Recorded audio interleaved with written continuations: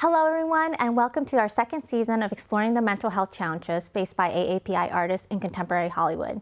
I'm your host, Phan, and we're so thrilled to have you here today. This episode is made partnership with AAMI and Asian Media Network. AAMI stands for AAPI Artists for Mental Illness, a 501c3 nonprofit organization based in Los Angeles, California. As a CEO and founder of AAMI, I am proud to say that my organization aims to promote mental wellness within the AAPI community through the arts. Through our work, we aim to challenge the stigma and silence around mental health issues in the AAPI community and to provide resources and support for those who are struggling. We believe that by empowering artists to share their stories and perspectives on mental health, we can create a more inclusive and compassionate society that values mental wellness for all. Before we dive deeper into our discussion, we would like to extend a special thank you to our sponsor, Synergy Empowering Recovery. Their beautiful studio, located here in Beverly Hills, California, provides the perfect setting for our conversation today. They specialize in empowering recovery for those struggling with substance abuse and other behaviors that hinder personal growth. Their unique approach includes 12 months of ongoing monitoring, offering the best chance for long-term recovery. Hello, Chen. Hey, Thank you for doing? coming in Thanks today. for having We are so happy to have you here. AAMI and AMN just super thrilled that you finally made it with your demanding schedule. It's not that demanding. Before we jump into the topic that you wanted to discuss today was about mental resiliency. Yeah. Can you share us a little bit about your background, your hometown to the viewers? Yeah, I really like to say I'm from the deep south of China, and I went to the deep south of America. So I was born, really international background. I was born in Japan, Kobe, Japan, but I went back to China. I was raised there for my young childhood until about 7. And then my family immigrated to Memphis, Tennessee. So I grew up with a nice southern accent. I learned English with a little twang. So for like 12 years, I never even knew I had an accent. But after that, I was raised in the deep south. I think you are too. Yes, born and raised in Yes, Arkansas. yeah. Do you get that a lot when you come to LA and people are like, where are you from? Do they assume where you were born? I think people assume that I'm from California, New York. And I think we've shared about that too, where it's people just, first off, I have a lot of people think my southern accent is fake. That's mean. Yeah, because they're not used to seeing it. Yeah, that's crazy. But I'm yes, you we would go around and make up your accent. Yeah. I mean, an actor, but Asians are everywhere, and everywhere that everybody that I knew spoke like that, and that's how I learned English. I think the craziest question I get that when I moved to LA was that Arkansas, what country is that? Oh, really? Yeah, they're like, Arkansas? Why would your parents do that to you? I'm like, I'm not a geography lesson, yeah. And I said y'all, and then the Valley girls correct me. Then I was like, okay, I'll stop saying it. I would say more. Yeah. What's up, y'all? Yeah, so that's really interesting. So can you tell me a little bit about your acting journey? And when did you know, hey, I'm going to tell my parents I want to be an actor? I kind of fell into it. I wanted to be a soldier, so I wanted to be enlisted in the Marines, and but it was 2006. My mom sat me down at the kitchen table, and she was like, "Look, you would go right to the front lines, and we'd be really worried. But if you want to do it, go ahead, right? But you have some scholarships. Why don't you try college?" And I said, "You know what? Okay, I'll try it for a year." And my first university I went to, I went there and I had to take a fine arts class. It was acting. And I was like, oh, that would be fun. That'd be kind of cool. And I really, really enjoyed it. And the teacher was like, hey, you seem quite good at this. You seem like you really like it. Why don't you audition for some of the school shows? And I did. I got into a musical. Wait, what was I'm a theater freak. What was your first? On the Town. No way. Yeah. Nice. So I was singing, dancing, doing all that stuff. And it was just playtime. I had a great time. And I literally remember I was sitting in my dorm room. I woke up one morning. I was like, you know what? I want to do this for a career. I can make a profession out of this. and it would be really, really fun and enjoyable. And it'd be something that I could get better at. And so I just decided to transfer to a school in Boston, and it's my alma mater, it's Emerson College. And, you know, after that, I was like, I'm just gonna dive in and just into professional auditions, and luckily, you know, it kind of worked out. Yeah, congratulations. Thanks. But I'm curious, like, how did you tell your parents, like, okay, Oh yeah, for that's the good second though, part of the not question. just for school, not just for school, because I think sometimes our parents be like, yeah, but what else do you want to do? Is that it? Yeah. Actually, you know, when I told my parents, I was like, look, I'm going to transfer. I'm going to transfer schools. I'm going to transfer programs. I want to be an actor.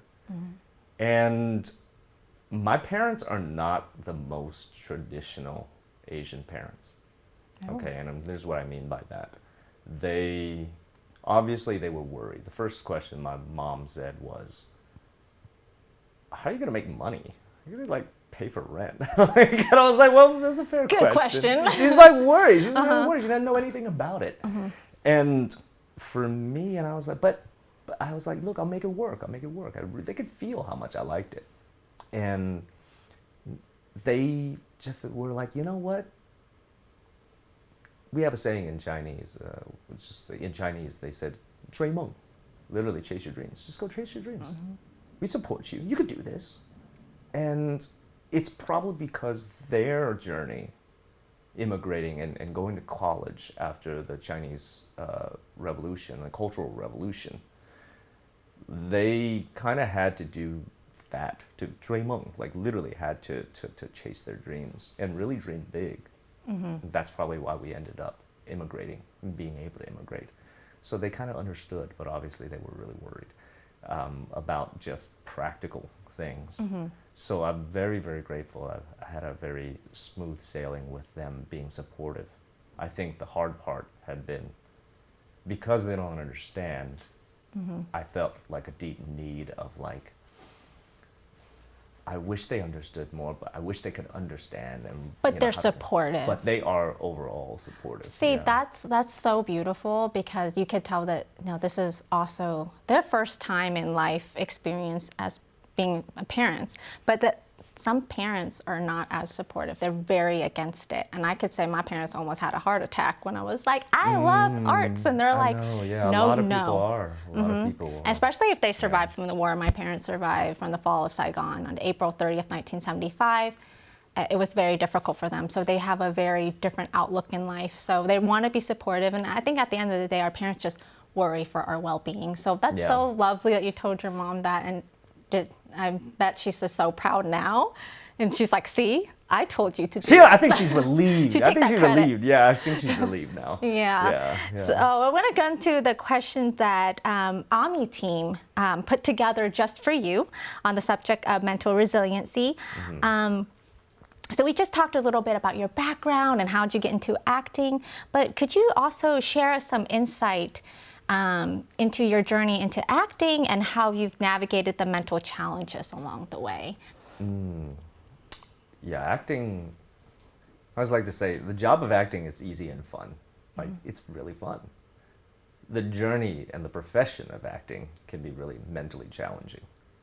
And a huge part of it is, number one, we're asked to be sensitive, empathetic, and feeling.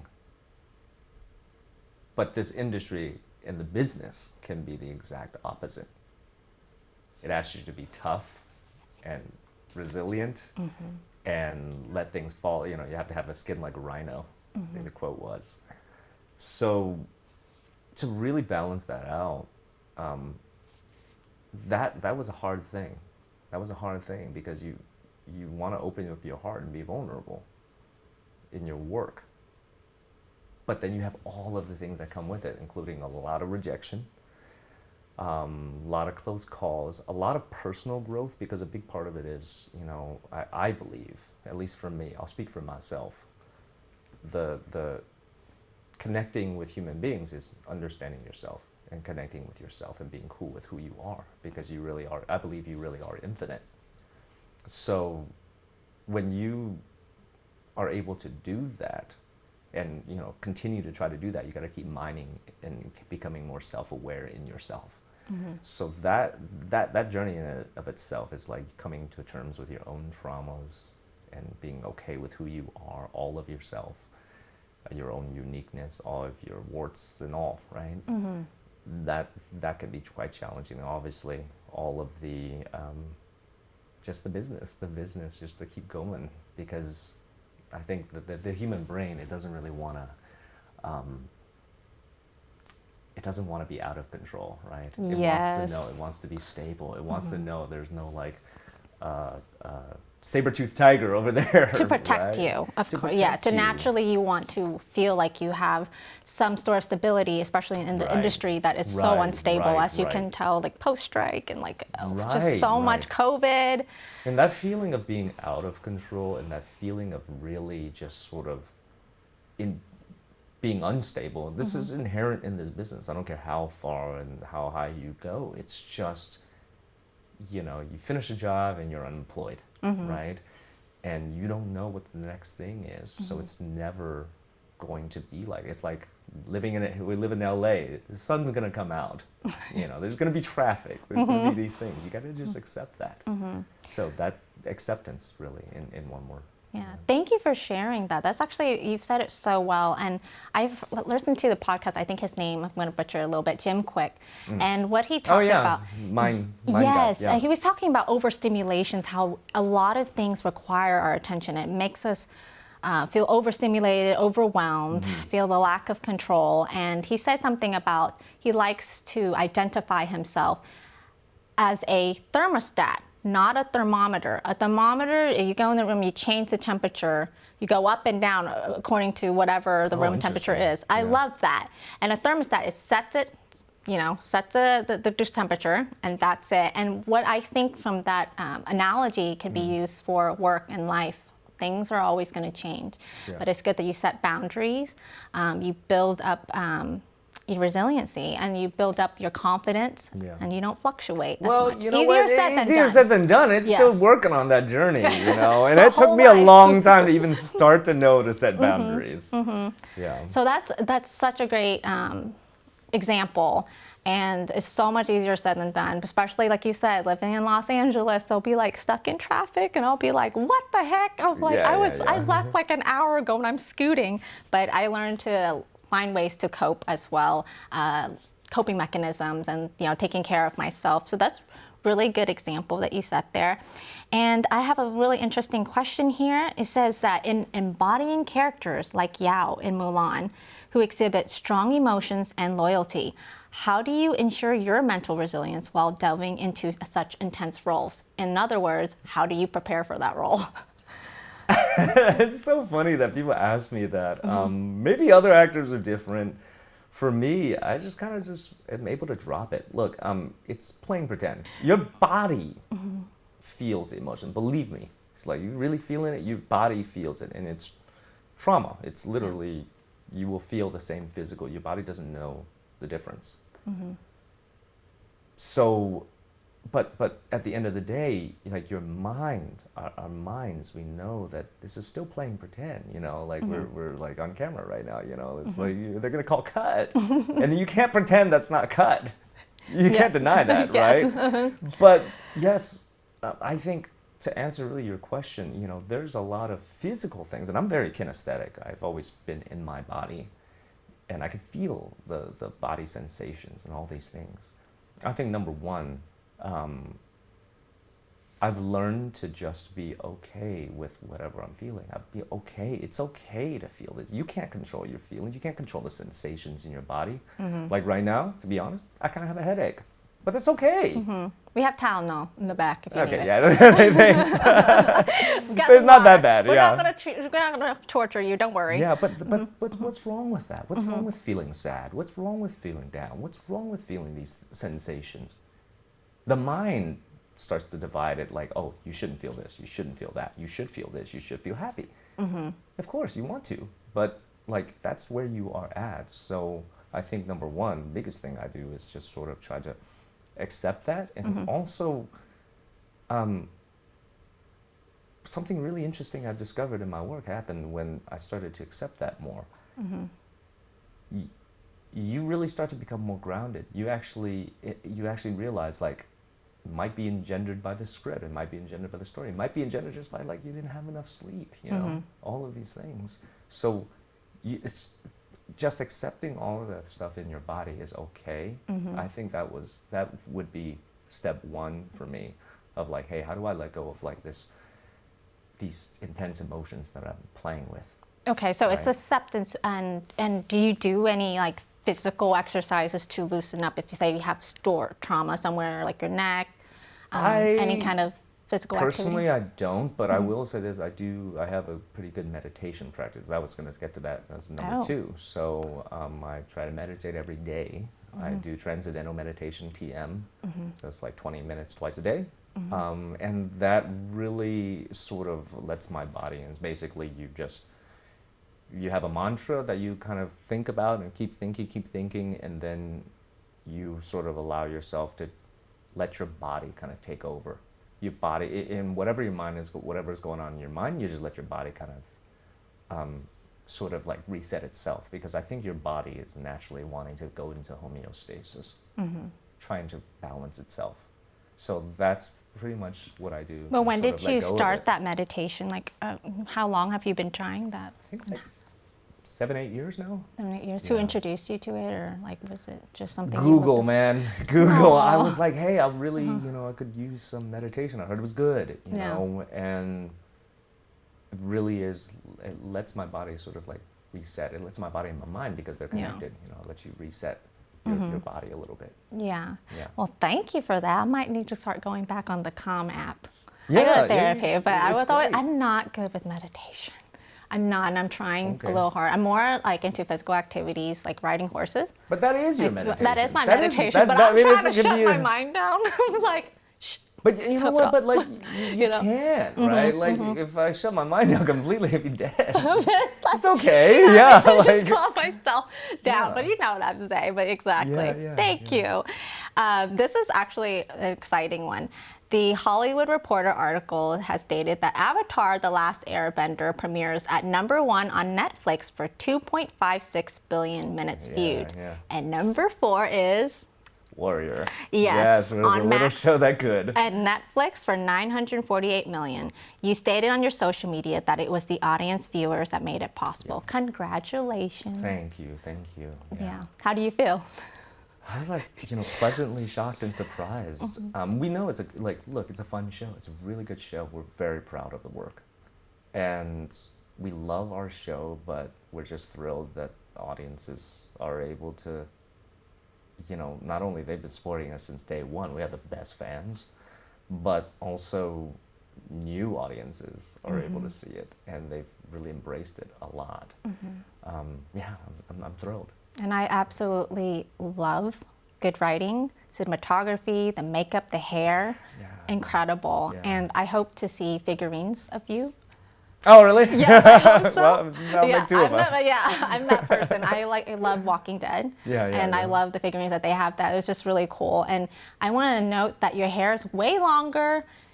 In the show? In the show. Yeah, So we're yeah. just wondering if that's all your real hair. That in the first season I was on, yeah, that was all my real hair. What's and then the- I had to cut it between seasons, and they were like, you know what, just grow it out a little longer, and we'll just add extensions. I think we should contact your agent to get you hooked up with some kind of sponsorship for biotin hair, because your hair is amazing. Oh, really? Yes, now it's like 5%. You can thank my mom and dad. But I want to say that I also want to add, so since we're talking a little bit about like the hair and self-care, so the Yeah. balancing demands of your career with self-care Yeah. can be challenging. What self-care practices have you found most effective in nurturing your physical, mental well-being? You said already, acceptance, Yeah. the app. Is there anything else? Do you work out, like fun activities you Yeah, do? we work Like, out. I work out, like physically. You got to get it out of your body.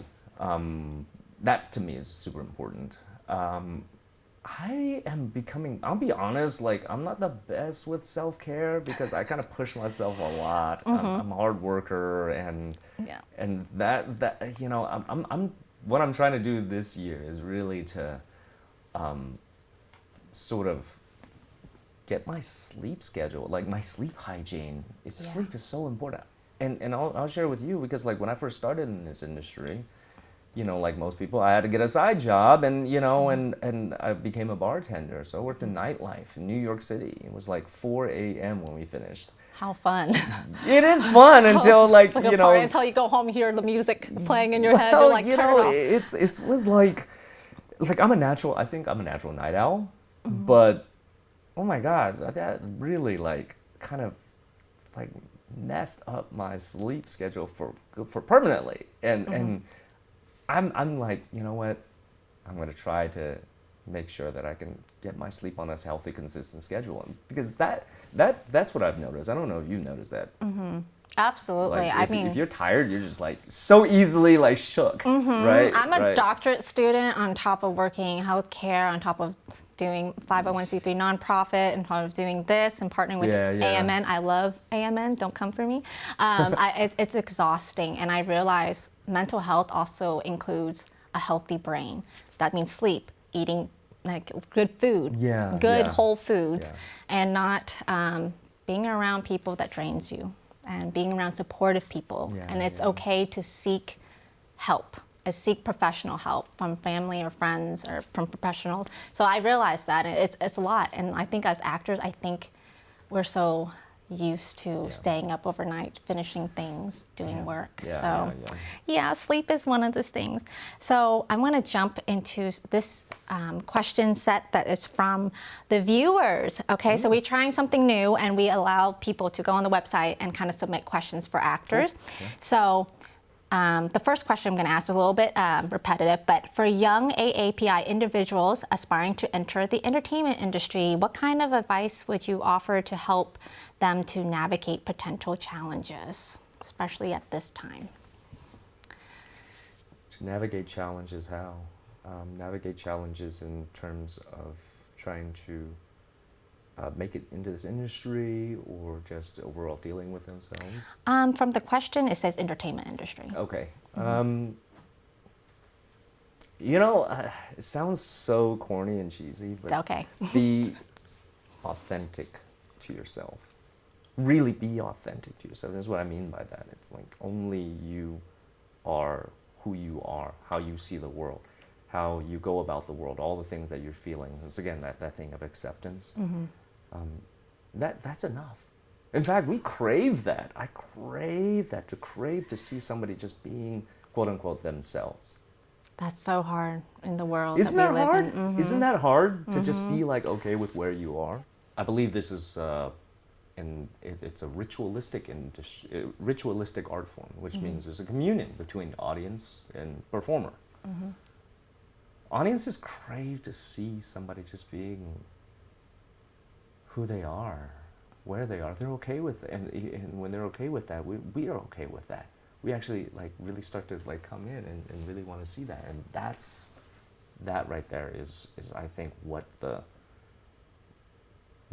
I think step one and the last step really is. Easier said than done, but when you're okay with that, it also helps you like when you're okay with who you are and where you are, even with all the stuff that you're going through. It's not easy sometimes, you know. Life isn't easy sometimes, but if you're okay with where you are, that you can't go somewhere else until you are where you are. Yeah, I think that helps a lot. And you have such a diverse background where you came from, and that no one's going to have that experience like you. Right. And that's what makes you you. Right. Even if somebody was from where I was and they had the same journey as I did, they're still not. You're not you. They're not you. They're not you. Right? Yeah. Yeah. That's beautiful. And this next question is kind of the same. I'm going to read it anyway. It says, hi, how do you cope with setbacks and rejection in your career, and what strategies, we've talked about that, have you found most effective in maintaining your confidence? And this person also added, I have the worst time with rejection. I take it so personally that I make myself sick. I just feel like I'm not good enough. I'm gonna cry. Yeah. That makes me sad, like reading it out loud. Okay. Well, you know, like personally. And your spice. Okay, first off, everybody's felt like that. Yeah. That makes me sad. I had a friend, he was, and I try to take this as an advice, and I'll share what he said. He was like, well, I go shower cry. Like, I'm gonna shower cry. I'm going to be really upset. Like, it's not all good. You know, you just got rejected. You've been really honest with yourself, and it sounds like this person is, whoever they are, it sounds like they're pretty honest with themselves. Yeah, if you get rejected, if you really care about something and you get rejected from it. I take it so personally that I make myself sick. How can you not take it personally? How can it not hurt? Right? You would be lying if you weren't. That's number one. That's okay. I think step one is, well, allow yourself to feel that. And let that be okay. Let all your thoughts be okay. Like, even feeling like sick about it. Let that be okay, because that's where you are. Step two is also knowing that, and this is the hard part, I think. It took me a long time to learn this, and I'm still working on it. To know that you actually have command of your thoughts and your responses. You can't help how you feel. What you choose to think, that changes everything. It's crazy because your mind repeats the negative over and over. Yes. You've got to rewire and be like, nope, I got to put an end to it. Yes, because it's a pattern, right? And you know, this person said, I feel like I'm never good enough. You feel that way, and then you start to think that. It's like a job interview. You get rejected Right. enough, you just keep going and just like desensitize a little bit, practice. I don't think I believe that on. Like, I feel like if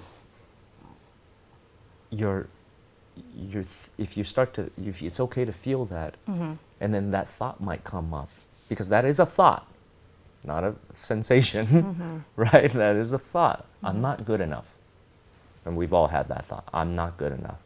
I'm not going to make it. I have no talent. They didn't want me. These things, right? These are thoughts. These aren't feelings. The key, I think, is to be aware that I'm having these thoughts and not stop thinking them, because you can't. That's like telling yourself to don't think about the blue chair. You're right? going to start thinking You're going to start thinking about it. I think to put your attention on another thought. And that thought might be, maybe I worked hard. I did what I could do. I got close. Maybe not this time, maybe next time, these things. And then you start to build. Maybe then eventually that builds into, one day that might turn into, I am good enough. Wasn't the right thing. And then you start telling yourself that over a course of time, months, years, these things. All of a sudden, you start to think that more automatically. All of a sudden, your life starts to change because you're seeing the world differently now, right? Yeah. So that I think is a huge, that's a discipline, and that's a practice, and it's not easy. And I hope this viewer just understand that it's also crucial to seek, to seek some support from friends, family, Of and course. professionals, just to Yes. put that out there. Yes. And like the demands of school, career, or anything, or just any career, that what you just shared Yeah. works for that as well. Yeah, So that was sad. Yeah, And I hope whoever wrote that and asked that, I hope you're enough. yeah. You don't have to stop because you are good enough. You got to keep going. Yeah. Yeah. Thank you. And so moving on to the next thing is we want to ask you, what are you currently working on, and any new projects that you want to share to the viewers? What's your journey like? Anything? Yeah. Obviously we're doing a lot of promotion for the show Warrior now, which just went to Netflix pretty recently. But we just finished up a indie film. It's a comedy. Oh, good. Yeah, it's Are called, you allowed to say anything or share? Yeah. Okay. It's in post-production right now. It's called The Patterson Project. Oh, sorry. Found footage, the making of the Patterson Project. You said on Netflix as well? No, it's going to probably be going to distribution. Okay. So it's a comedy about a bunch of bumbling indie filmmakers trying to make a horror movie about Bigfoot. Okay, Yeah. that's So totally yeah, okay. half of it was improv, and it probably was one of the most fun shoots I ever did. Yeah, we were Nice. shooting for like weeks in Sequoia Forest. Very relaxing. Like found footage. Literally, it's found footage. Oh, you know? and you say it's obviously it's in post production, but do you know like when they'll release it, like next year or something? I talked to producers. Keep us in touch. I want to see that. That's so random. You know what? It was really good. Yeah. Thank you so much for coming on here, Chen. We are so proud to have you as an Thank ambassador. you. First of all, you reached out multiple times to help us deal with their schedule, so thank you for being patient with us. And you're just absolutely incredible, and we're so appreciative of you because you represent everything as an AAPI artist embodies. Like, you're just a sweet person, you're helpful, and you're kind, and your advice really made me kind of emotional. And so thank you so much. And can Thank you you for having share me. to us where we can find you on social media? Yeah, I'm on Instagram. I'm not on it a lot Do you because have a TikTok for the young I've babies? never even been on TikTok. Okay, I'll be I your don't even manager. Like, I'll be honest. I'll be your manager. I'm trying to have like the social media like diet right now. Nice. But on Instagram, I'm at Chen Loves Y'all. Jan loves y'all. Oh, we love you. So please keep in thank touch you. I with love us, you and too. thank you so much for everything. Thank you for having me. And thank you for tuning in.